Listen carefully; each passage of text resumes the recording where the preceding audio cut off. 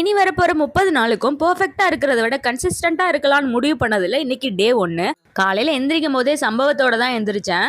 வாக்கிங்க miss பண்ணிட்டு என்ன பண்ணலாம்னு முழிச்சுக்கிட்டே 1/2 மணி நேரம் போயிடுச்சு. சரின்னு குளிச்சுட்டு வந்து பார்த்தா ஹாஸ்டல்ல சேமியா சோதிக்காதீங்கடா அப்படிங்கிற மாதிரி இருந்துச்சு. சரின்னு வீட் பிரெட்ல பிரெட் ஆம்லெட் போட்டு சாப்பிட்டுட்டு பேங்க்குக்கு தான் டெபாசிட் பண்ண வேண்டிய வேலை இருந்ததுனால போயிட்டு வந்தேன். வெயிலுக்கு எதமா வர வழியிலே இளநீ கிடைச்சோன்னா அதை குடிச்சிட்டு அந்த வெயிலே நடந்து வந்தேன்னா அது கூடவே பசியும் வந்துடுச்சு. சரின்னு லஞ்சை முடிச்சுட்டு 2 லிட்டர் தண்ணி குடிக்கலாம்னு முடிவு பண்ணியிருக்கேன் மக்களே. அதனால தண்ணியை பிடிச்சி பக்கத்தில் வச்சுக்கிட்டு கிளாஸ் ஸ்டார்ட் பண்ணிட்டேன். ஒரு 3 hours கிட்ட ரொம்ப இன்ட்ரெஸ்டிங்காகவே போச்சு. கொஸ்டின் அண்ட் ஆன்சரோட நல்லா போயிட்டு இருந்துச்சு. அதுக்கப்புறமா டாஸ்க்கும் இருந்துச்சா, அதையும் கூடவே முடிச்சுட்டு பார்க்குறேன். ஈவினிங் ஆயிடுச்சு. ஹாஸ்டல் பாலில் ஃப்ரெஷ்ஷாக ஒரு டீயை போட்டு குடிச்சிட்டு அடுத்து 29 நாளைக்கு என்ன பண்ணலான்னு சொல்லிட்டு நோட்ஸ் எடுத்துட்டு இருக்கலே என் ஃப்ரெண்டு கிட்ட இருந்து ஒரு கால் வேமாவான்னு சொல்லிட்டு அங்கே போய் பார்த்தா பிரியாணி. இன்னைக்கு தான் லாஸ்ட் நாள், நாளையிலேருந்து ஃப்ரெஷ்ஷாக ஸ்டார்ட் பண்ணிக்கலான்னு மண்டையை கிளவி பிரியாணியை சாப்பிட வச்சுட்டா.